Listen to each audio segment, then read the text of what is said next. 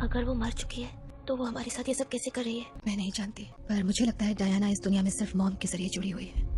अगर मॉम की दिमागी हालत बेहतर हो जाए और उनके दिमाग से डायना का ख्याल निकल जाए तो शायद हम उन्हें अलग कर सकते हैं। नहीं, डायना कभी भी ऐसा नहीं होने देगी। तुम ऐसा क्यों कह रहे हो? क्योंकि डैड ने भी यही करने की कोशिश की थी। ओके, ब्रेट आ गया। हाय।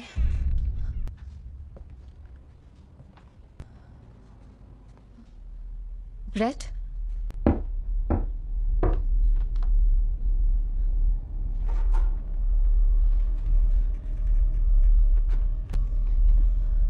वहीं रुको।